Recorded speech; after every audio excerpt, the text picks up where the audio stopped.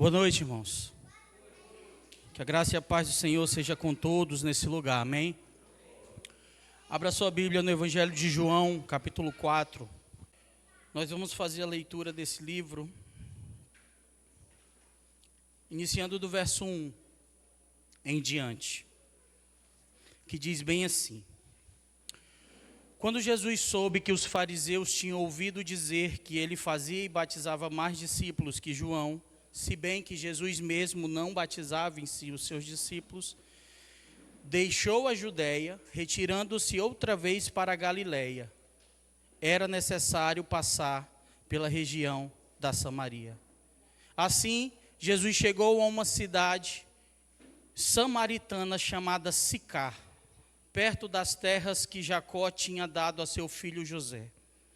Verso 6.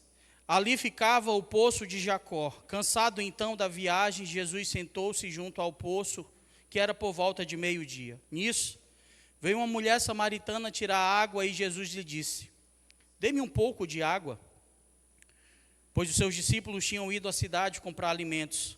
Então a mulher samaritana perguntou: Como, sendo o Senhor um judeu, pede água a mim, que sou mulher samaritana? Ela disse isso porque os judeus não se dão com os samaritanos. Então, Jesus respondeu: Se você conhecesse o dom de Deus e quem lhe é que lhe está pedindo água para beber, você pediria e ele lhe daria água viva. Ao que a mulher respondeu: O Senhor não tem balde e o poço é fundo. De onde vai conseguir essa água viva? Por acaso o Senhor é maior que Jacó, o nosso pai, que nos deu o poço do qual ele mesmo bebeu, assim como os seus filhos e seu gado? Então Jesus respondeu: Quem beber desta água voltará a ter sede, mas aquele que beber da água que eu lhe der nunca mais terá sede. Pelo contrário, a água que eu lhe der será nele uma fonte a jorrar para a vida eterna. A mulher então disse: Senhor, me dê dessa água para que eu não tenha mais sede e nem precise vir aqui buscar. Então Jesus disse: Vai, chame o seu marido e volte aqui. Então a mulher respondeu: Não tenho marido. Então Jesus disse: Você tem razão ao dizer que não tem marido, porque já teve 5, e esse agora com quem você tem não é seu marido, e o que você disse é verdade. Então a mulher lhe disse: Agora eu sei que o Senhor é profeta. Nossos pais adoravam nesse monte, mas vocês dizem que em Jerusalém é o lugar de onde se deve adorar. Jesus respondeu: Mulher, acredite no que eu digo. Vem a hora em que nem neste monte e nem em Jerusalém vocês adorarão o Pai. Vocês adoram o que não conhecem. Nós adoramos o que conhecemos, porque a salvação vem dos judeus. Mas vem a hora, e já chegou, em que os verdadeiros adoradores adorarão o Pai em espírito e em verdade, porque são esses os que o Pai o procuram para os seus adoradores. Deus é espírito, e é necessário que os seus adoradores o adorem em espírito e em verdade. A mulher respondeu: Eu sei que virá o Messias, chamado Cristo. Quando ele vier, nos anunciará todas as coisas. Então Jesus disse: Eu sou o Messias, eu que estou falando com você. Naquele momento chegaram os discípulos de Jesus e se admiraram ao vê-lo falando com a mulher, ou melhor, com uma mulher. Mas nenhum deles perguntou: O que você está querendo, ou por que o Senhor está falando com ela? Quanto à mulher, deixou o seu cântaro, o seu jarro, e foi à cidade e disse ao povo: Venham comigo e vejam um homem que me disse tudo o que eu já fiz. Não seria ele, por acaso, o Cristo? Então saíram da cidade e foram até onde Jesus estava. Enquanto isso, os discípulos pediam a Jesus, dizendo: Mestre, coma. Mas ele disse: Tenho para comer uma comida que vocês não conhecem. Então os discípulos começaram a dizer entre si: Será que alguém lhe trouxe algo para comer? E Jesus declarou: A minha comida consiste em fazer a vontade daquele que me enviou a realizar a sua obra. Vamos orar. Deus, nós te agradecemos pela tua palavra. Te agradecemos porque sabemos que ela é viva, santa e eficaz. Que a Tua palavra transforme o nosso andar, o nosso pensar. Que a Tua palavra mude a forma que vemos o mundo e todos ao nosso redor. Que a Tua palavra gere frutos de dentro para fora. Em nome de Jesus Cristo. Amém. Amém, amados. Texto longo, né? Texto comprido. É bom a gente ler para entender tudo o que estava acontecendo aqui, nesse momento, nesse contexto. Mas é um texto conhecido. É um texto que muitos aqui já conhecem, da parte do Senhor. E eu queria conversar com você rapidinho sobre ele. No domingo passado, nós lemos o capítulo 3 de João. Quem lembra da história do capítulo 3 de João? Fala sobre um homem chamado Nicodemos. Exatamente. E aí falamos um pouquinho sobre um cristão, como devem ser as coisas do cristão, o que é verdadeiramente ser cristão. E aí Nicodemos, nós vimos ali no capítulo 3 de João, que procurou Jesus. E aí Jesus olhou para Nicodemos e falou aquela frase que a gente conhece: homem, é necessário nascer de novo. E isso ficou na cabeça de Nicodemos. E, irmãos, no domingo passado, eu esqueci de falar para os irmãos, mas muito provavelmente Nicodemos, ele se converteu. Muito provavelmente. E a gente tem um texto que fala um pouquinho disso. Se puder abrir aqui na tela, em João 19, versículo 38, que fala que quando Jesus morre, e ele grita, e ele fala, está consumado, e em seu último momento de respirar, ele suspira e morre. A Bíblia diz que depois disso, José de Arimateia pediu a Pilatos o corpo de Jesus. Vocês lembram dessa história? José de Arimateia era um homem muito influente na política local. E ele era cristão, a Bíblia diz, só que ele deixava isso em secreto. Igual Nicodemos, que foi à noite. Aí ele diz assim, ó: José era discípulo de Jesus, mas o era secretamente porque tinha medo dos judeus. Com a permissão de Pilatos, veio e levou embora o corpo de Jesus e colocou naquela caverna onde nunca ninguém foi sepultado. Aí olha só onde aparece Nicodemos. Avança. Ele estava acompanhado de Nicodemos, aquele que antes tinha visitado Jesus à noite. Nicodemos levou cerca de 34 quilos de mistura de mirra e aloés, ou seja, perfume, mirra, bálsamo, para colocar sobre o corpo de Jesus e sobre o espaço que Jesus foi sepultado. Agora pense comigo. Muito embora Jesus era amigo de Nicodemos amigo de José de Arimateia, porque os dois eram influentes. Um influente na política, José de Arimateia, e o outro influente na religião, o tal do Nicodemos, mestre dos mestres.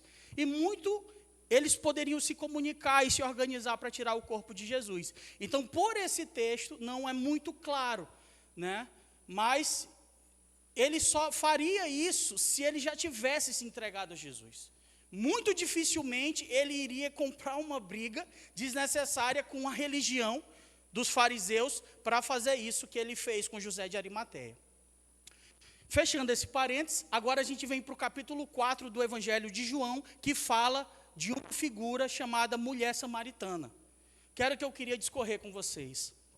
Irmãos, o interessante desse texto que nós lemos, nessa narrativa, ela fala que Jesus estava em uma cidade e ele precisava ir para outra cidade.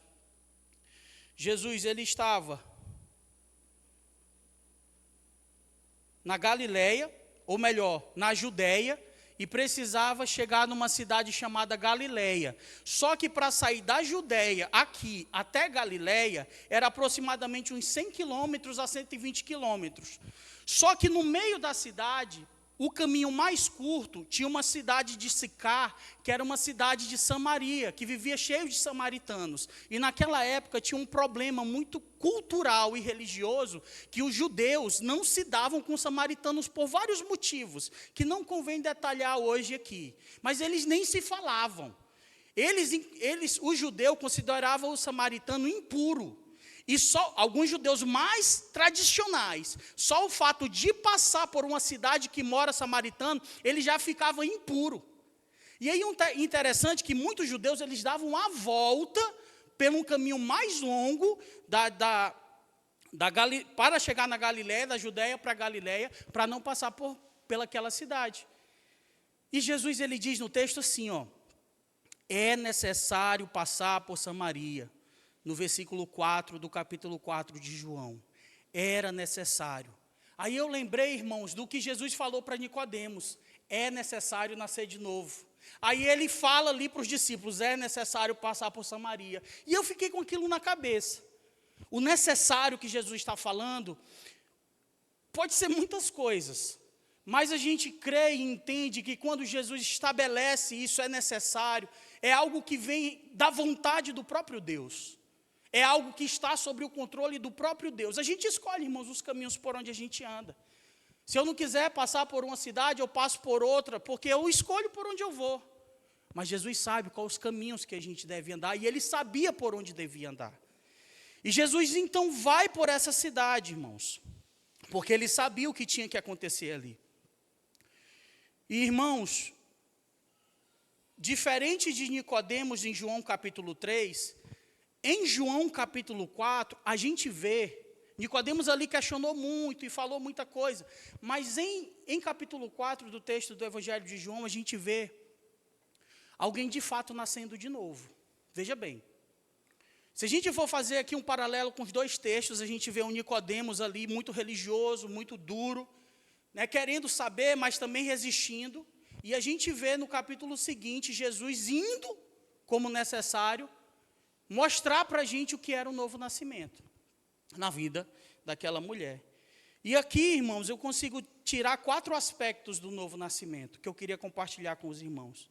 E o primeiro deles,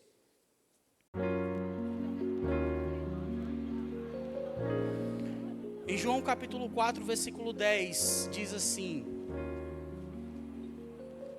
e Jesus respondeu: se você conhecesse o dom de Deus, e quem é que está lhe pedindo água para beber, você pediria e ele lhe daria água viva. Palavras de Jesus. O texto é muito claro, que nós lemos, não tem muito o que explicar. Jesus e os discípulos chegaram na cidade, tinha um poço, e ali eles queriam parar no poço para beber água e descansar, era meio-dia. Os discípulos param perto do poço, Jesus fica ali perto e eles vão na cidade mais próxima comprar comida. Jesus fica aguardando e chega uma mulher com um cântaro, com um vaso, que ela pode ou carregar na cabeça ou aqui na cintura, através de um cinto que o prende. Mas era bem grande, não consigo estimar quantos litros, mas era bem pesado. E meio-dia aquela mulher vinha. Por que aquela mulher vinha meio-dia? Existem várias teorias para isso. Aquela mulher, por ser samaritana, ela muito provavelmente tinha 2 problemas. O fato da época de ser mulher, e segundo, por ser samaritana. E o fato também dela já ter tido vários maridos. Então, muito provavelmente, as outras mulheres não gostavam de andar com aquela mulher. Porque a tradição, irmãos, era ir de manhã cedo pegar água, não no sol de meio-dia. Ninguém pega água, irmãos, no sol de meio-dia com um jarro de 10 litros na cabeça, não. É mais inteligente ir de manhã cedo pegar água. E aquela mulher ia só, no sol de meio-dia, muito provavelmente porque ela já era rejeitada pelos dela, pela própria comunidade local. Imagine as feridas no coração, imagine as feridas na alma, imagine as feridas naquela mulher.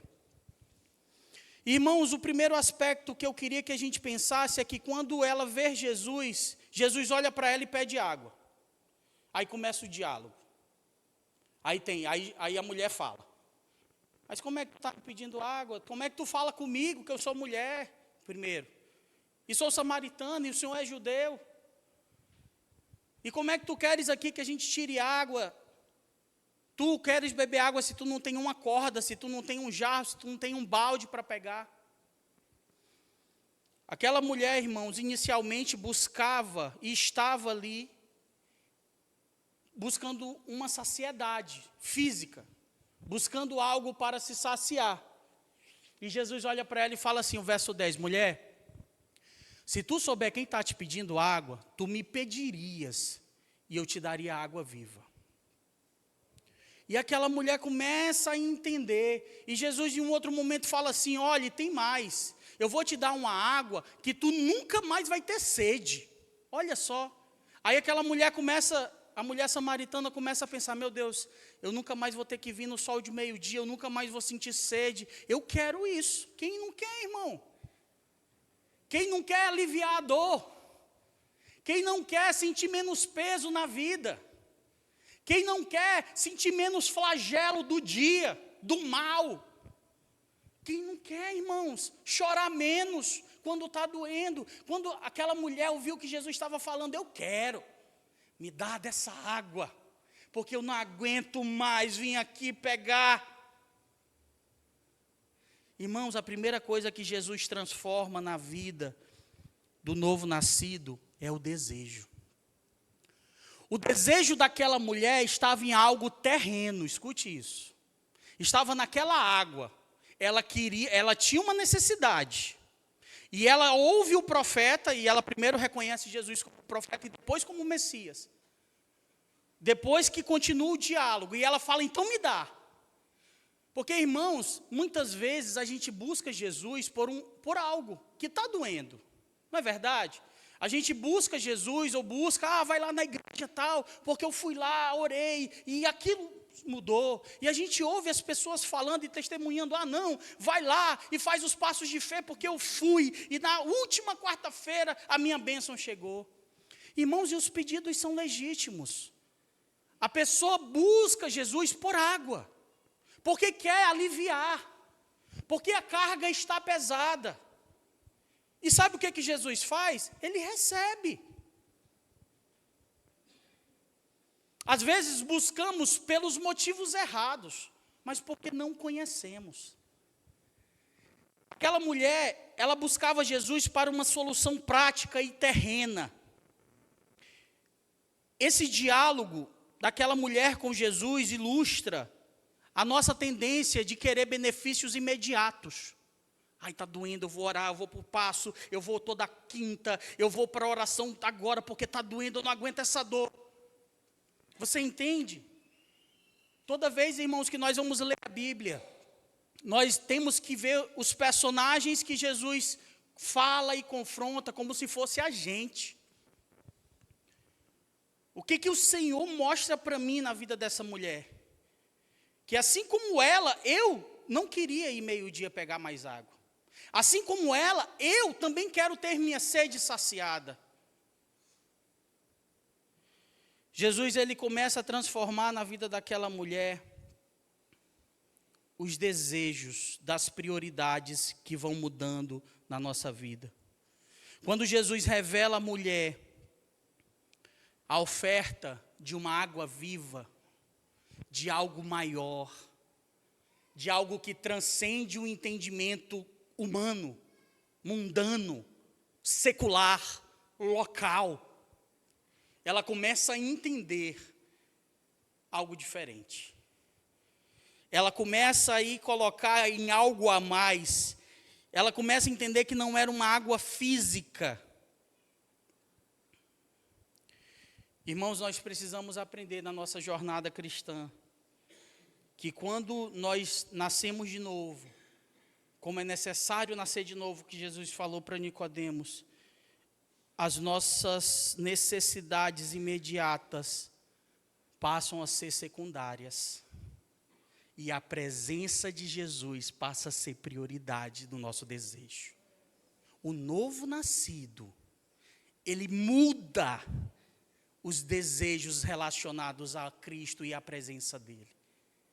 O novo nascido, ou a nova nascida, muda o desejo pela água terrena.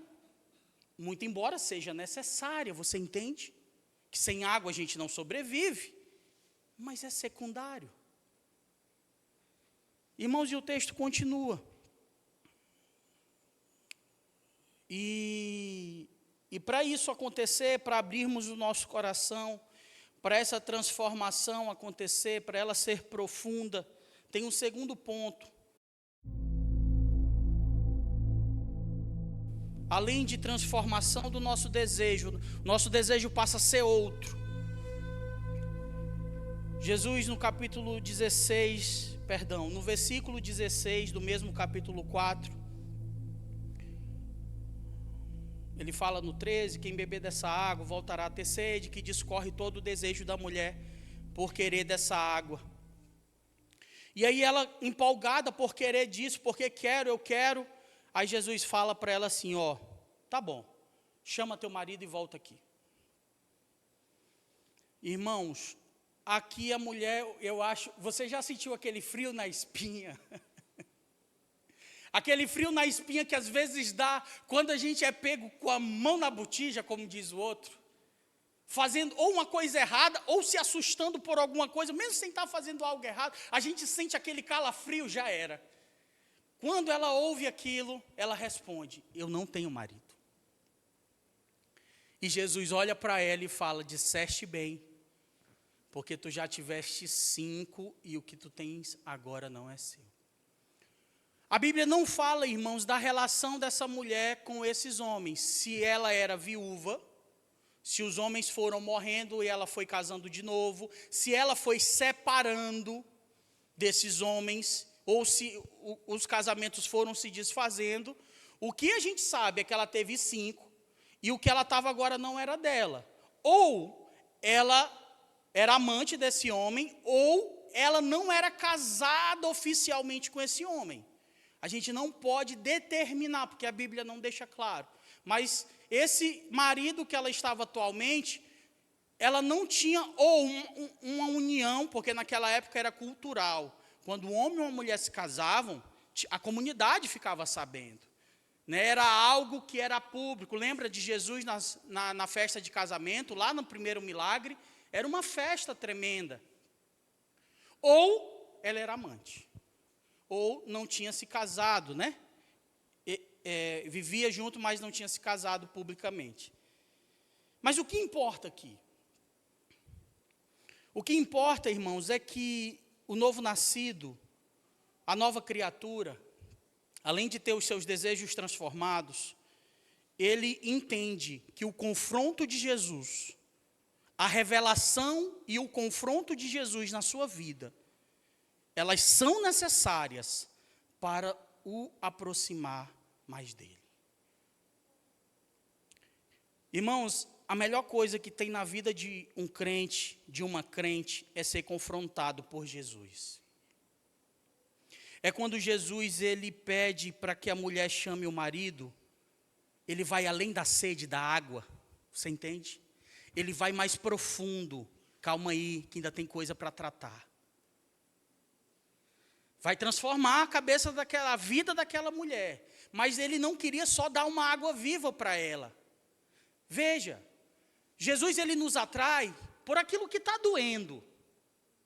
Às vezes dói, o sapato aperta, o irmão que morre, um luto, uma tristeza, um câncer que aparece em alguém. E a gente vai atrás de Jesus. Jesus nos atrai muitas vezes por isso, mas quando chegamos até Ele, Ele vai mais profundo nos tratando, onde Ele quer nos tratar. O confronto de Jesus faz parte do novo nascido, da nova nascida. Jesus, ele toca em uma área dolorosa e íntima da vida daquela mulher. Este ato nos mostra o quanto ele é poderoso, né, irmão? Ele é onisciente, é um dos atributos de Deus. Ele é onisciente, ele conhece tudo que está aqui na nossa mente. Agora ele sabe, agora. O que você está pensando agora, ele sabe. Mas ele faz um convite ao autoexame e à transformação interior. Irmão e irmã, escute isso. A real transformação na nossa vida requer um confronto com a verdade.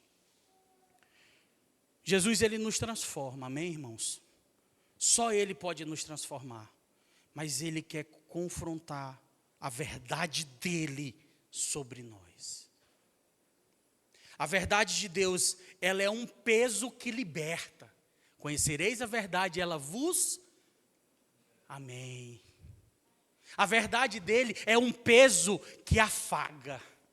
A verdade dEle é um peso que faz a gente sorrir e viver. Porque o diabo, o pecado, escute isso, ele nos oprime, ele nos mata. E Davi falava, enquanto eu escondia os meus pecados, os meus ossos doíam. Eu gemia de dor, porque talvez Davi, o rei Davi, o grande Davi, ele achava que ia conseguir esconder de Deus aquilo que estava dentro. Irmãos, a real transformação requer um encontro com a verdade de Cristo. Deixa eu lhe dizer, Deus não nos constituiu juiz de ninguém. Eu sei que muitas feridas acontecem na nossa vida, porque a gente tem mais gente para julgar a gente, para detonar a gente, do que gente para nos ajudar. Eu sei disso. Mas eu quero lhe falar o seguinte: homens decepcionam a gente. Quando eu digo homens, a humanidade. Pai decepciona, mãe decepciona, irmãos decepcionam, filhos decepcionam, mas tem um Deus que não te decepciona. E Ele quer te confrontar para te curar, para sarar, para passar o azeite e para falar: filha, pode ir agora. Agora vem água. Sabe, Jesus ele quer ir além, Ele quer ir além dos nossos desejos legítimos, né? Mas que não levam. Eu vou ser curado, mas eu vou morrer. Você entende? Eu vou receber uma bênção, mas vai ficar com traço e ferrugem. Entenda isso, irmão. Entenda isso. Eu sei que é tão bom. Tem coisas aqui na terra que o próprio Salomão diz, né? Que tudo é vaidade. Mas ele experimentou de tudo. Mas imagina uma pessoa receber uma bênção maravilhosa e não se consertar com Jesus e dormir na hora que ele chegar com mais 5 virgens. O melhor é estar bem com Deus.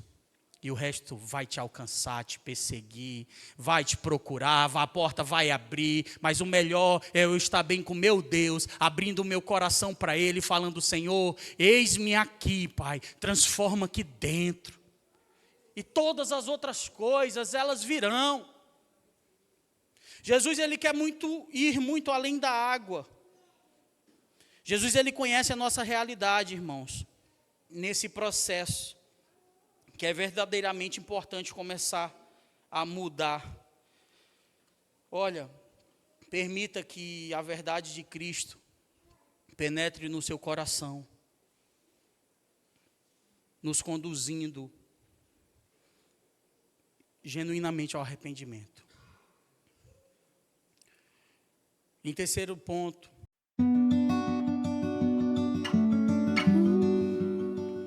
no verso 23 do capítulo 4 de João, ele diz assim, aquele texto, né, que ele fala: mas a hora vem e já chegou, em que os verdadeiros adoradores adorarão o Pai em espírito e em verdade, porque são esses quem o Pai procura. Então veja bem, bom, se uma nova criatura em Cristo tem os desejos mudados, muito além de água, muito além de coisas assim tangíveis, se a nova criatura em Cristo, ela é confrontada diariamente, porque a base da nossa comunhão com Deus é também o arrependimento. Jesus morreu pelos nossos pecados, logo, eu preciso me arrepender dos pecados para eu ter comunhão com Ele. Não tem como eu viver a minha vida pecando dissolutamente e falar, ou tocar louvor. Não tem. Existe um descompasso muito grande, irmãos. Escute isso. Existe um descompasso muito grande em quem vive dissolutamente com os seus desejos, e a vida é sua, irmão. Deus nos deu a vida para a gente viver como quisermos. Mas existe um momento que Deus vai nos confrontar. Ou a gente se entrega e se arrepende e fala para Ele que a gente não é nada, ou o descompasso vai continuar, porque luz não se mistura com trevas. Ou o descompasso vai continuar, porque sem santidade ninguém verá a Deus. Você entende? Então, Ele me confronta para isso, para eu estar mais perto dEle. E em terceiro, a adoração. A adoração. A adoração. Aquela mulher discutindo não, dialogando. E falando: não, porque vocês falam que é lá que tem que adorar, só no templo lá em Jerusalém. E aí a gente adora aqui nesse monte aqui, fica todo mundo aqui, a gente adora. Aí Jesus olha para aquela mulher e fala assim: mulher, escuta uma coisa. Vai chegar um dia que nem lá, ele estava falando do dia que ele morresse, que o véu ia romper? Ainda não estava assim, porque ele não tinha morrido. Mas vai chegar um dia que nem lá em Jerusalém, nem aqui, vocês vão adorar. Vai chegar um dia que todo mundo que adorar e clamar em nome de Jesus, ele não falou isso, mas eu estou parafraseando pela teologia, vai alcançar. Ele disse, olha, vocês adoram o que vocês conhecem, nós adoramos o que conhecemos, porque a salvação vem dos judeus. E no 23, mas a hora vem e já chegou, em que os verdadeiros adoradores adorarão o Pai em espírito e em verdade. Esse é um ponto. O que é essa adoração? Irmãos, a adoração verdadeira, ela transcende lugares físicos. Você pode adorar a Deus, independente da cultura, independente do prédio, independente do lugar. Você pode ter uma relação pessoal e íntima com Deus no seu quarto, na sua casa, no seu trabalho. A adoração, ela tem que ser constante. Antes de Cristo, você tinha que ir para um templo, você tinha que levar animais para sacrificar, você tinha que ter todo um ritual que foi estabelecido. Mas agora essa adoração, ela é pessoal, porque o Espírito Santo de Deus habita em você. O novo nascido e a nova nascida, ela tem o próprio templo, ela é o próprio templo do Espírito Santo. E às vezes nós não paramos para lembrar disso. Por que ele me confronta? Para que eu esteja toda hora ali, adorando. E a adoração, ela é algo que te renova. Ela te traz de novo, ela te perdoa. O Espírito de Deus te confronta e te convence, e aquilo ali vai tratando a tua vida. A verdadeira adoração, irmãos, ela reflete transformação de valores, viu? Quando aquela mulher entende o que Jesus oferece, escute isso, a realidade dela muda drasticamente. Existe um versículozinho, deixa eu ver se eu acho aqui, que o texto faz questão de falar, no versículo 28. Deixa eu ler o 27. Naquele momento, chegaram os discípulos de Jesus e se admiraram ao vê-lo falando com a mulher. Mas nenhum deles teve coragem de perguntar, né? O que você está querendo, ou por que o Senhor está falando com ele. Olha o que diz o 28. E então, deixando o seu cântaro, a mulher voltou à cidade e disse ao povo. Ué, a mulher não tinha ido pegar água? Sim ou não, pessoal? Sim, com seu jarro. E de repente, ela deixou o jarro e voltou para a cidade. A realidade daquela mulher, a cosmovisão daquela mulher, da vida, da água, do mundo, mudou completamente, porque o autor da vida pegou ela e fez dela nova criatura. Aí muda tudo, muda. Meu irmão, isso é espiritual, e a gente precisa orar e crer, e falar, transforma-me, Senhor Jesus, transforma-me. Ele morreu para nos transformar, irmãos. Eu não posso invalidar o que Jesus fez na cruz por nós. Ela largou o cântaro, ela voltou, simbolizando. Aí uma vez, Pedro também foi chamado por Jesus e largou as redes e o seguiu. Irmãos, e uma vez o pastor Breno pregou uma mensagem que eu nunca esqueci. O chamado de Jesus é irresistível. Quando Jesus chama, é irresistível. A gente larga, irmãos. A gente larga o pecado. A gente larga a dureza de coração, a gente larga o que eu acho, a gente larga, porque só Ele importa agora. Quando a Marta e a Maria, elas receberam Jesus e os discípulos na casa, a Marta foi cuidar da comida, porque era necessário, e Maria escolheu o melhor lugar. E aí a Marta se chateou e falou, rapaz, Senhor, não te incomodas que a minha irmã esteja sentada aí, eu com um monte de coisa aqui. Aí Jesus fala para ela, Marta, tu estás atarefada com muitas coisas, onde só uma é necessária. Maria, porém, escolheu a melhor parte dela, não será tirada.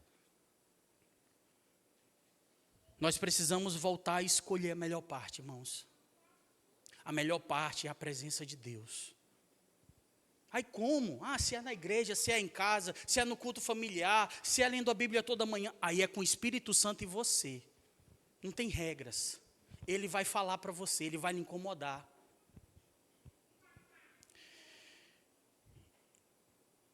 Que a nossa adoração, irmãos, seja um reflexo da nossa vida transformada, na qual priorizemos o reino de Deus, servindo e glorificando em espírito e em verdade. Adoramos a Deus também com o nosso testemunho. Adoramos a Deus com os nossos posicionamentos. E em quarto e último ponto, aquela mulher encerra toda essa narrativa voltando na cidade falando de Jesus. Venham, venham ver um homem que falou toda a minha vida. Não seria ele porventura o Messias? Irmãos, o povo era samaritano, olha só. E o povo acreditava no Messias. Por quê? Samaritano também era judeu, irmãos. Será porventura não o Messias? Venham, vamos ver. Aquela mulher foi levou o quarto ponto do novo nascido. Além de mudar os seus desejos, além de ser confrontado, além de adorar em espírito e em verdade, ela leva os outros a Cristo. E o que aquela mulher falou? Ela falou dela. Ela falou da experiência dela, porque tem muita gente, ai meu Deus, como é que eu vou levar alguém ao Cristo? Como é que eu vou? Não, tu não precisa, só viva. Se Cristo de fato te transformou, se você hoje, como Jesus disse para Nicodemos, é necessário nascer de novo, e você hoje nasceu de novo, eu quero lhe dizer que a transformação na sua vida vai levar as pessoas a Cristo naturalmente. Olha o que Cristo fez, a mulher falou assim, olha, ele falou tudo da minha vida, ele me transformou. Aquela experiência, ela deixou de ser pessoal na vida da mulher e passou a ser coletiva. Motivou ela a compartilhar o encontro de outras pessoas com Jesus. Portanto, irmãos, a marca de uma transformação genuína mudou as nossas prioridades. A água não era mais o ponto principal. O jarro não era mais o ponto principal. O mais importante para aquela mulher no seu dia a dia era aquela água. Mas após o encontro com Cristo, o mais importante era Cristo. Eu sei que parece muito vago, mas eu não tenho muito para falar além disso. O que nós podemos fazer agora é orar e falar, Senhor, que Tu sejas o mais importante na minha vida, na minha adolescência, na minha vida adulta, no meu relacionamento com meu cônjuge, com meus filhos, no meu trabalho, que Tu seja o centro das minhas escolhas, que todas as escolhas que eu fizer nessas áreas da vida esteja Jesus coordenando tudo. E a gente precisa orar, porque isso é muito pessoal. Não existe um livro de regras, e a gente poderia até falar, mas não é o principal. Concluo dizendo, a transformação daquela mulher samaritana, o encontro verdadeiro com Jesus, resulta numa transformação radical de prioridades e desejos. O que considerávamos indispensável como a água é indispensável para a gente sobreviver. A gente pode ficar sem comer vários dias, mas sem beber água a gente não fica. A gente considera secundário, diante da realidade do Evangelho. Para que possamos, irmãos, se voltar e experimentar dessa transformação, precisamos deixar o nosso cântaro e correr para Jesus, para o que realmente importa. Amém? Vamos orar. Se você puder, fique de pé, em nome de Jesus. Feche os teus olhos, meu irmão e minha irmã. E mais esses 10 minutos, 7 minutos, vamos orar e falar para o Senhor, Senhor, faz em mim algo novo, Pai. Transforma-me, Pai.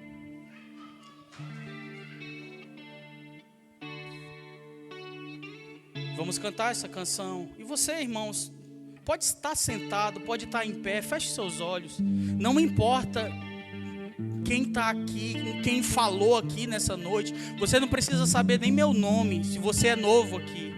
Você só precisa saber que Jesus te quer. Você só precisa saber que Jesus quer se encontrar contigo, como ele se encontrou com aquela mulher no poço de Jacó. Você só precisa saber que o Espírito Santo te quer perto dele e quer transformar de dentro para fora o teu coração. Aleluia. Renova-me, renova-me. Adore ao Senhor. Oh Espírito de Deus, já não quero ser igual. Fala para Ele. Renova-me, Senhor Jesus. E põe em mim, Senhor. Toca na nossa vida, Espírito. Aleluia, Jesus, porque tudo que há dentro de mim necessita ser todos os dias, Senhor, todos os dias, porque tudo que há dentro do meu coração. Vamos dizer mais uma vez do início. Renova-me, Senhor Jesus. Renova-me, oh Espírito Santo. Vem tocando nas nossas vidas, Senhor. Já não quero ser igual. Peça para Ele, renova-me, Senhor. Renova-me, Senhor Jesus. Põe em mim teu coração. Declare, porque tudo que há dentro de mim necessita ser mudado, Senhor, porque tudo que há dentro do meu coração necessita mais. Põe a mão no teu coração e fala para o Senhor: renova-me, Pai, diariamente. Renova minha mente, renova os meus desejos, muda os meus desejos, toca no meu coração, transforma-me, Pai. Que haja arrependimento todos os dias, Senhor, na vida dos teus filhos e filhas. Toca, Pai. Que o Senhor tenha um encontro, Senhor. Que seja necessário passar pela vida da minha irmã e do meu irmão, para que o Senhor possa transformar as nossas vidas. Porque tudo que há dentro de mim necessita ser mudado, Senhor.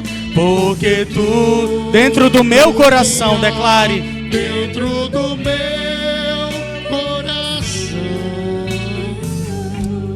Deus necessita mais. Muito obrigado, Senhor. Muito obrigado pela tua palavra, Espírito Santo. Obrigado pela tua presença. Continua tocando no nosso coração durante toda essa semana. Oh, meu Deus, abre as portas e fecha as portas que o Senhor quiser, mas nos direciona para o centro da tua vontade. Abençoa a tua igreja, as tuas filhas e filhos aqui, para que eles possam ser renovados a cada manhã, em nome de Jesus. Amém. Glória a Deus. Dê um aplauso ao Senhor em nome de Jesus. Exalte ao Deus da tua vida.